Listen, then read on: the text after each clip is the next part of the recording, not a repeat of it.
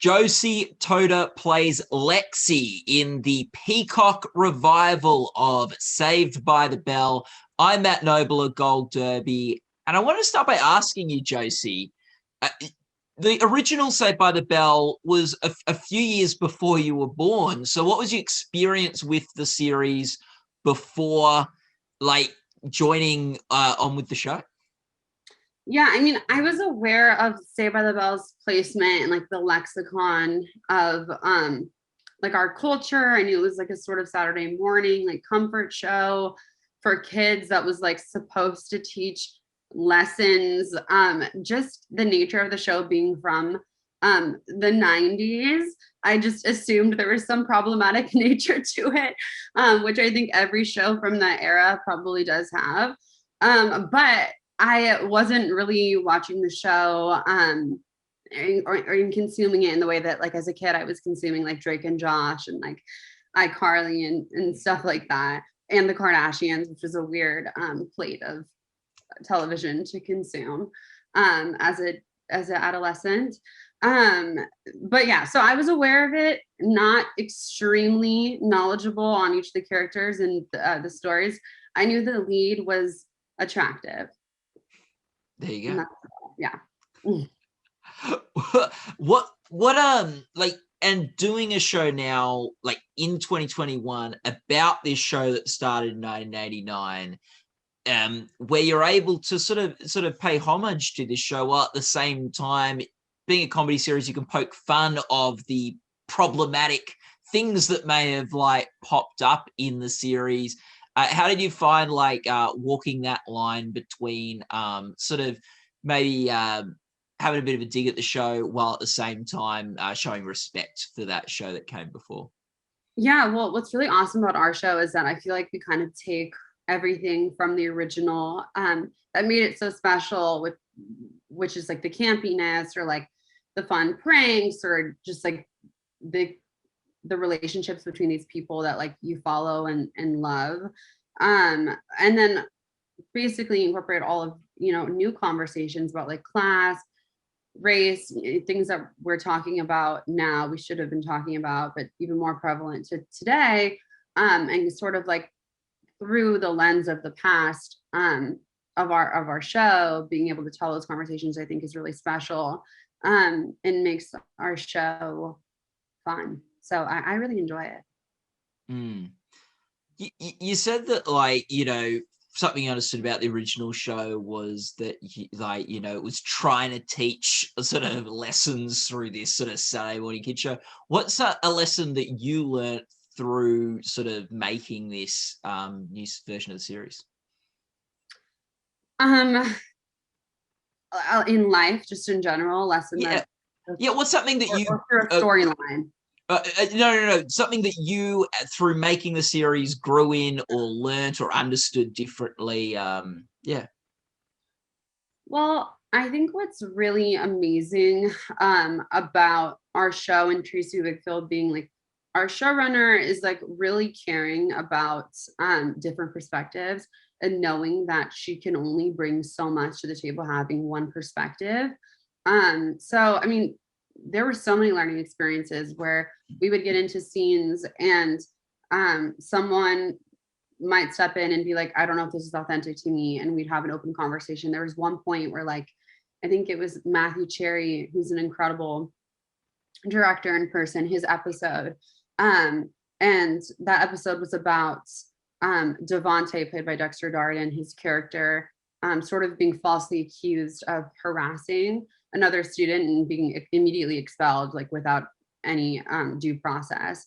And I remember that scene was sort of contentious between me and Devontae, and like it felt like in the way that it was playing at the moment, it was like felt like kind of white saviory, that my character was like trying to like save this young man. And we sort of brought that up to Tracy, and immediately we like all went to the Max, which was like not even lit. We just like entered and sat down at one of the diner tables and like rewrote that scene. And this was like sort of like after the pandemic, so we had some time to like think about it, and so that was so amazing. And Tracy was like, you guys just talk, like I'll just type. And so between me, Matthew, Dexter, and Tracy, I had like recreated that moment. And now I think it's like one of the most like heartfelt moments of the season. So that's just one example of like the many times that I got to learn and just be a part of how awesome an environment she created for the show. And you were a producer on the series as well. What was it like having a sort of voice in the creative process from that angle as well?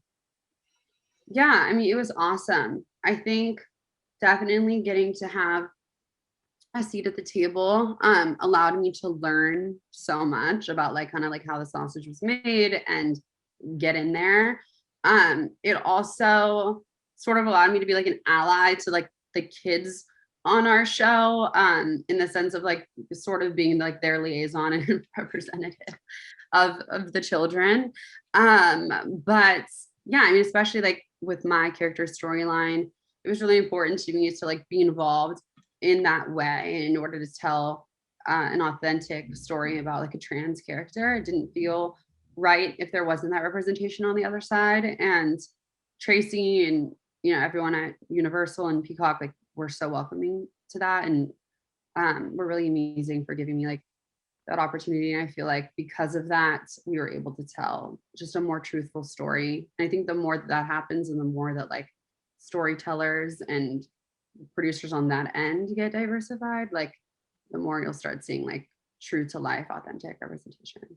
Mm. Yeah, and talking about your character, talking about Lexi, what do you think drives her? What's her big sort of what's she all about?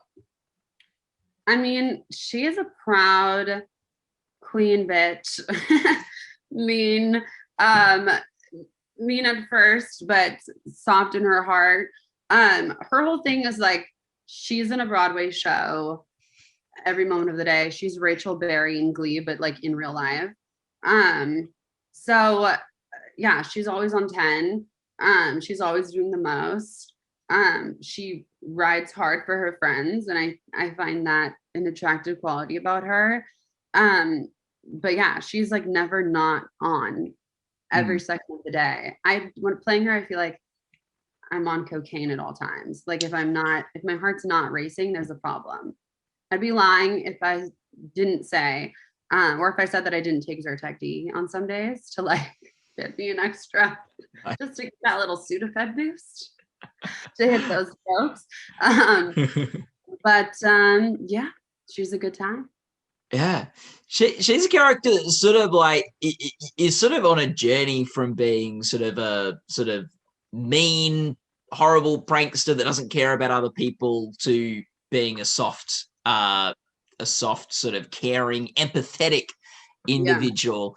And I think the interesting thing is it seems like that journey for, and you correct me if I'm wrong, didn't just start with the arrival of the students at Douglas High, but started a little bit before the series started as well, which is a bit different from some of the other characters. It seemed like the Douglas High kids arriving sort of was their sort of beginning of like sort of lack of ignorance.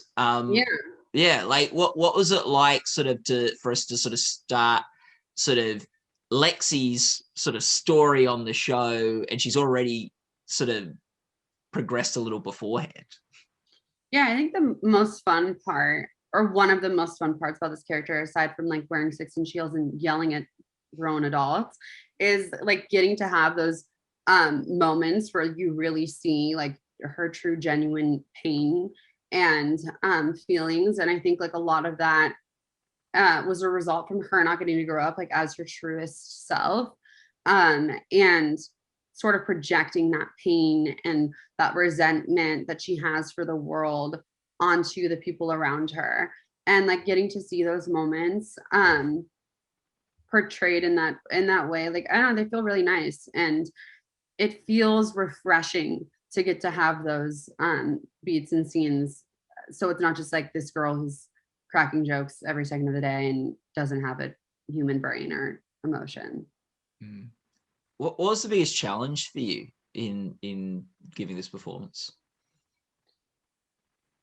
I think A challenge, the biggest challenge for me, I think, is sort of towing the line of when it comes to Lexi being a trans character. I think it's like showcasing that and highlighting it and not hiding it, but also making sure that she's like a full-fleshed human, and like that one part of her identity not being everything about her.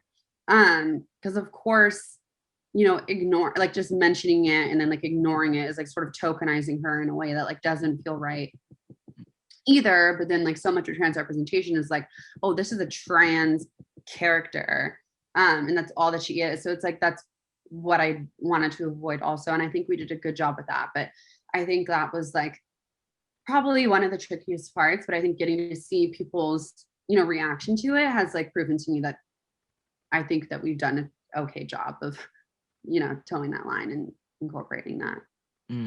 Yeah. What do you think the funniest moment was for you as Lexi? I think certainly the funniest moments did not make the cut. There is a violent gag reel out there that I'm terrified for my career and my familyhood should it be released. It is insane. Yeah, we definitely love to riff on our show, but I think the funniest moment that you've probably, or not that you've seen, the funniest moment to me, I love the finale when I got to dress up and sort of in a Julia Louis-Dreyfus-y way, like yell at everybody in that cafeteria scene when I was like dressed in all black and very Corella style. That felt very VPN to me, and I just like loved roasting everybody. But yeah, I guess anytime that I'm walking very quickly and shouting, I chuckle to myself. Yeah, that's good. Is there anything from that gag reel you can share with us? I mean, nothing specific, but there's so many times where like I'm such a kid. I mean, I am a kid in real life. I'm a child. And so on set, I just like, and I'm sure when I'm like 50 years old, I'll be like, I'm doing it one way and leaving. But I just like get so bored of my own self that like, if allowed, I will do like 1,000 runs on like one joke. And so that is where the gag reel lies. And then the more that it happens, especially when it's someone else's coverage, and my goal is to just like make them laugh as hard as possible, which is like the worst scene partner thing to do, but only when it's with my best friend Alicia on our show. But yes, also times where like physically words came out of my mouth that sounded like other words I was supposed to say, but those words are very, very problematic and inappropriate. Yeah, happen. So that's the most I can give you without my attorney having to step in. And yeah. So yeah. If we ever talk again, we'll get you to run through legal before the interview. Yeah, probably should. Yeah, probably should. Probably won't, but probably should. Yeah. What you said the show a bit earlier? You said the show was sort of all about different perspectives and showcasing different sort of perspectives and experiences. And I do think the kids on the show, the original Bayside kids, are kids who, like, a lot of their faults come from ignorance, come from like not understanding that people have different perspectives and experiences in life. Yeah. What like sort of do you think was sort of maybe the most interesting sort of perspective that the show sort of provided, or insight into that? Yeah. The original or the current, right now? Current, right now. Yeah. I mean, I think, our show has so many unique identities that have been showcased before, one of which my best friend Alicia Pascual Pena, she's Afro-Latina. And that in itself is an intersection that has not been showcased barely at all. And so getting to see someone like her, a proud Black Dominican woman, sort of show that intersection that hasn't been showcased is super exciting, because I've seen even on just on Twitter, like, you know, this entire community just celebrating and throwing their arms out because they finally get to see themselves on the screen. And yeah, so I find that so interesting and fascinating. And I think Alicia and Heskidi, who plays Daisy, like both being at the center of our show, they're both from, Alicia's from the Bronx, Heskidi from the Heights, you know, having that sort of New York Latinx bond that they both share, I think like really makes our show so special. And that core relationship is just like so fun to watch. So that's something that like I really enjoy, in a perspective that I feel, despite them both being from like the inner city of Los Angeles and being two New Yorkers, I think makes our show so good. Yeah. Did you have was there a favorite moment from shooting this season? Season 2 or 1? Well, we've seen one, so like it might be less spoilery if you talk season 2, but like if you've got if you've got a great moment from season 2, please share it. Like we're literally 10 days into season 2. Yeah. My favorite moment from season 1, I mean, we went full on like bachelor relationship style. Alicia and we did a movie together. I was in the background of her movie. She did it was like directed by Amy Poehler. It was this Netflix movie called Moxie that she was so good in. And I said like 3 lines. They told me it was only going to be 3 days of shooting. I was there for 3 months, and I just kept showing up in the background and like saying something sarcastic. We fell in love on that movie, and she moved in with me, and we lived together for 1.5 years. So just like it was sleepovers every single night, going to set in the morning, just like messing around and coming back and running our lines and like falling asleep in bed together. So I think that is like one big moment, but like getting to share that with her was so special, and everyone thought that our friendship was not going to last, which we've then proven them wrong. But like we're like completely different people, and so when we told them we're moving in together, everyone was like, that sounds awful. It that kind of thing goes one of 2 ways, doesn't it? Like, yes, you're either going to be much closer at the end of the 1.5 years or much less close. 100%. I mean, we definitely just died. I think I knew her for like 4 weeks, and then we were like shared a room, shared a house in a COVID pandemic, which I think we deserve a medal. Yeah. I mean, she does more so for not killing me. But if she did, you know, it would be warranted. Yeah. What's the post behind it says life is beautiful. What's beautiful about Saved by the Bell? Me. You. No, what's beautiful about Saved by the Bell? My mom got me this way. I famously have no sense of art, or like, yeah, I'm like bad at everything, but I like truly like don't understand art. What's beautiful about Saved by the Bell? I would say is just like the beautiful intersectionalities and identities of like people that you are not used to seeing on screen before. I know I keep saying that, but like it's super cool. And for so long, like not only haven't we seen these people, but when we have seen them, you know, there's such a rampant history of like transphobia and like racism and stereotypes within these characters. And like, so getting to see like full-fleshed 3-dimensional versions of these people is beautiful to me and is interesting to me. But also it's just like the show's really funny. I mean, it's written by Tracy Wickfield and like 12 other amazing people. So I mean, she's pretty fucking beautiful in my opinion. Yeah. There's great moments from the seniors being like really old actors to which was insane. Yeah. Our show's insane. Yeah. But that's what makes it so special. But the original was insane. So we couldn't be a normal show and then like say that we were Saved by the Bell. So we had to be just as crazy. And it seems like the new version, there is more awareness of its own insanity. Yes. Yeah. And I think with that comes the freedom to be more insane. Even like in this season, like Tracy was nice enough to let me in the writer's room, and like hearing the different pitches just wild. It is an insane experience. And nothing is off the table. Nothing is off limits. But that's just because they're all so creative and insane. Yeah. Thank you so much, Josie, from sharing some of that insanity with us today. If you're watching this interview, you can go to goldderby.com where you can watch other interviews with contenders and make your own awards predictions.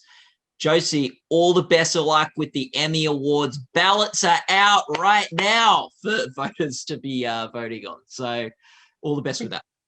Thank you, Matt. I appreciate it. I hope you have a good day. It was nice talking to you. Yeah, it's great talking with you too.